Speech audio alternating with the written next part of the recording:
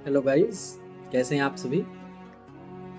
अगर आपको भी न्यूज़ पढ़ने का और सुनने का शौक होगा तो हाल ही के घटनाक्रम क्या चल रही है आपको पूर्णतया पता होगा। वेस्ट देशों के द्वारा, पश्चिमी देशों के द्वारा भारत को किस प्रकार से टारगेट किया जा रहा है, ये एक पैटर्न की तरह काम कर रहा है। अगर आप बहुत ध्यान से देखेंगे तो आपको एक पैटर्न नजर आएगा। मैं पिछले कई महीनों से अंतर्राष्ट्रीय घटनाक्रम में जो भारत से रिलेटेड थे उस पर नज़र बनाए रखे हुए हूँ। उसमें कारण है कि मुझे इंटरेस्ट भी है और दूसरा एग्ज़ाम पर्पज से भी काफ़ी इम्पोर्टेंट है। तो वो पैटर्न मुझे देख के समझ में आ रहा है कि भारत को किस प्रकार से टारगेट किया जा रहा है और भारत को टारगेट एक षड्यंत्र के द्वारा किया जा रहा है, एक प्लान के द्वारा किया जा रहा है। और वो क्या है, वो ऐसे समझने का प्रयास करते हैं कि भारत किस प्रकार से विश्व जगत में अपनी पहचान बना रहा है, ये तो सबको मालूम ही है। पश्चिमी देशों के गले की हड्डी एशिया में अगर सबसे कोई है तो वह है चाइना। चाइना पश्चिमी देशों की नजर में हमेशा खटकता रहता है, उनके गले की फांस बना हुआ है चाइना। पश्चिमी देश चाइना से निपट नहीं पा रहे हैं और निपट नहीं पाएंगे, ये कन्फर्म है। अगर ऐसे में इस रेस में भारत भी शामिल हो जाए तो सोचिए उन देशों पे क्या बीतेगी। अभी कुछ समय से ऐसा महसूस हुआ पश्चिमी देशों को कि अभी तो हमारे गले की हड्डी चाइना बना ही हुआ है और उसमें भारत भी काफी तेजी से आगे बढ़ रहा है। यानी दुनिया से पश्चिम का वर्चस्व समाप्त होता सा दिख रहा है। यूएस और नाटो के जो देश हैं उनका वर्चस्व दुनिया से समाप्त होता प्रतीत हो रहा है। उनको महसूस हुआ कि हमारा तो प्रभुत्व ही खत्म हो रहा है, हमारा तो वर्चस्व ही खत्म हो रहा है। उसमें कई फैक्ट हैं जो ये साबित करते हैं कि पश्चिमी देशों का उत्थान कैसे हुआ और धीरे धीरे पतन कैसे हो रहा है। अभी आपको हाल के दिनों में लेके चलते हैं जब पाकिस्तान में भारत के खिलाफ बोला जा रहा था। पाकिस्तान के जनरल, पाकिस्तान के प्रधानमंत्री और उनकी सत्ता में बैठे लोग जो भारत के खिलाफ बोल रहे थे, उसके कुछ ही दिन बाद पहलगाम में आतंकवादी हमला हो जाता है। और आतंकवादी हमला इतना विभत्स कि सीधे सीधे उसमें दिखाया गया कि भारत के बहुसंख्यक वर्ग यानी हिंदू कम्युनिटी को टारगेट किया जा रहा है। इसका सीधा सा मतलब था कि हिंदू कम्युनिटी को इस्लाम के नाम पे टारगेट करो और भारत में इस हिसाब से दंगे भड़क जाएंगे, हिंदू मुसलमान एक दूसरे के खिलाफ हो जाएंगे और भारत एक सांप्रदायिक देश के रूप में उभर आएगा। कि भारत में आज के समय में भी सांप्रदायिक दंगे हो रहे हैं, पहला। दूसरा, उसके बाद जब ऑपरेशन सिंदूर स्टार्ट कर दिया भारत ने, तो पश्चिमी जगत को एक धक्का सा लग गया कि भारत ने पश्चिमी जगत को ठेंगा दिखा के पाकिस्तान पे हमला कर दिया, वो भी पाकिस्तान के अंदर की टेरिटरी में घुस के जबरदस्त हमला बोल दिया। और उसमें भी जब पाकिस्तान ने रिटेलिएट किया तो अमेरिका के विमान ध्वस्त कर दिए गए, रसिया के तुर्की के ड्रोन्स ध्वस्त कर दिए गए।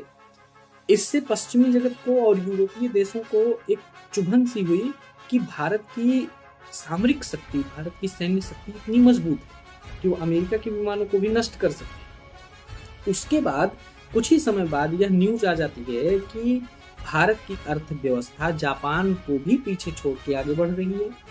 फिर उसके तत्काल बाद न्यूज आ जाती है कि भारत की जो एयरफोर्स है वो दुनिया की तीसरी सबसे ताकतवर एयरफोर्स है और सबसे बड़ी एयरफोर्स है। ये जो घटनाक्रम अचानक से बदलते चले गए भारत के परिप्रेक्ष्य में, इसने अमेरिका को सबसे ज्यादा हैरान किया और सबसे ज्यादा अमेरिका को कष्ट भी पहुंचाया। कहां अमेरिका अपना वर्चस्व स्थापित कर रहा था, कहां Donald Trump make America great again जैसे नारा दे रहे थे, वहां पे अचानक ऐसा हो जाएगा, ये डोनाल्ड ट्रंप को और अमेरिका को, पश्चिमी जगत को धक्का सा लग गया।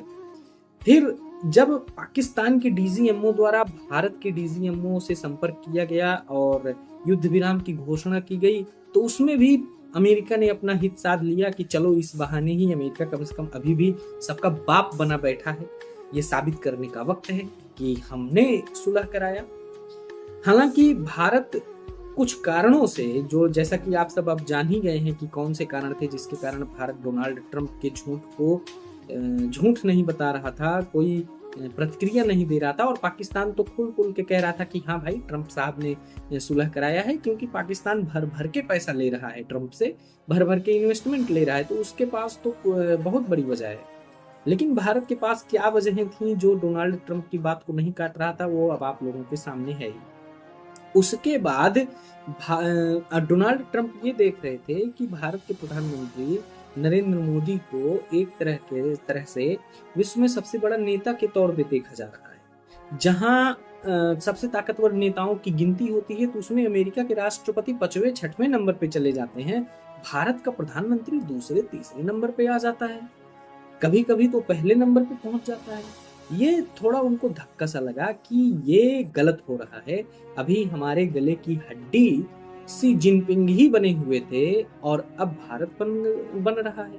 अब भारत हमारे लिए परेशानी खड़ा कर रहा है। अगर चाइना में एशिया में अगर दो महाशक्तियां हो गई, चाइना और भारत, तो फिर अमेरिका कहाँ जाएगा? नाटो के देश कहाँ जाएंगे? फ्रांस, इटली, तुर्की, ये सब कहाँ जाएंगे? कौन इनको अपना बाप मानेगा? कौन मानेगा कि अमेरिका आज भी सुपर पावर है? ये सब कुछ ऐसे कारण हैं जिनकी वजह से भारत को टारगेट किया जा रहा है। और भारत को देखिए टारगेट कहाँ किया जा रहा है, भारत के कल्चर को टारगेट किया जा रहा है, भारत की इकोनॉमी को टारगेट किया जा रहा है, भारत के राजनीति के जो मुद्दे हैं उनको भी टारगेट किया जा रहा है। आप ये समझिए कि अभी आप हाल ही के दिनों में देख रहे होंगे कि इंडियंस जो फॉरेन कंट्री में रह रहे हैं उनको किस तरीके से जलील किया जा रहा है, उनको किस तरीके से हरास किया जा रहा है। कहीं उनको रेपिस्ट बोला जा रहा है, कहीं उनको गरीब बोला जा रहा है, कहीं उनको अनकल्चर्ड बोला जा रहा है, कहीं उनको असभ्य, कहीं उनको बर्बर, ये सभी चीजें बोली जा रही हैं। और आप ध्यान देंगे तो ये बोलने वाले कौन लोग हैं? ये बोलने वाले बड़े बड़े यूट्यूबर हैं, ये बोलने वाले कुछ ऐसे चैनल और लोग हैं जिनका प्रभुत्व सोशल मीडिया पे है। वो लोगों को फिक्स करके रखते हैं कि मैं माइक लेके आऊंगा, आपसे फला चीज पूछूंगा, आप फला चीज बोल देना। ये ऐसा हो रहा है, आप विश्वास नहीं करेंगे, ये एक साजिश के तहत हो रहा है। आयरलैंड में भारतीयों के खिलाफ अचानक से हिंसा क्यों बढ़ गई? कनाडा में तो पहले से जारी थी, वो खालिस्तान के कारण, वो समझ में आता है, लेकिन आयरलैंड में क्यों ऐसा होने लगा? अमेरिका के भी कई प्रांत में ऐसा होने लगा है, फिर उसके बाद आप ब्रिटेन के कई प्रांत में देख रहे होंगे ऐसा होने लगा।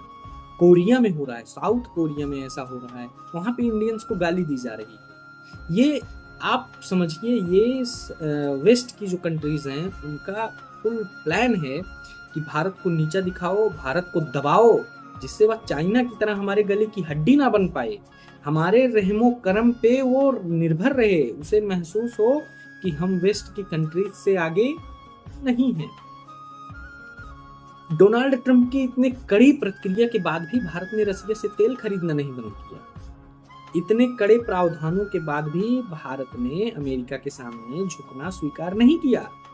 तो इससे महसूस होता है कि अमेरिका किस कदर चिढ़ा हुआ है।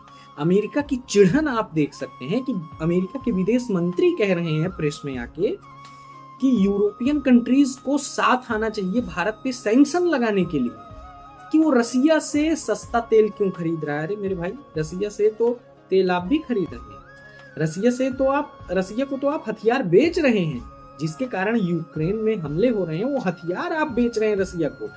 लेकिन ना, इनको सैंक्शन लगाना है भारत पे। ये यूरोपियन कंट्रीज को कह रहे हैं, यूरोपियन यूनियन को कह रहे हैं कि आप हमारे साथ आइए, भारत को रोकिए। असलियत में इंडिया को रोकना कहाँ है, आप समझ रहे हैं। और ये जो अपने देश में भी राजनीति में जो ये हलचल चल रही है ना, इसका भी लिंक कहीं ना कहीं आप समझने का प्रयास करिए, इंटरनेशनल रिलेशंस से ही जुड़े हुए। आप खुद सोचिए, अमेरिका में बैठ के पाकिस्तान का जनरल, पाकिस्तान के प्रधानमंत्री भारत के खिलाफ खुलेआम बोल रहे हैं। वो खुलेआम कह रहे हैं कि भारत डैम बनाए तो मैं उसको उड़ा दूंगा, मिसाइल से हमला कर दूंगा, परमाणु बम फेंक दूंगा, फलाना कर दूंगा, ढिमका कर दूंगा। अमेरिका जैसे देश में बैठ के खुलेआम भारत को गाली दे रहे हैं, खुलेआम भारत के खिलाफ बोल रहे हैं।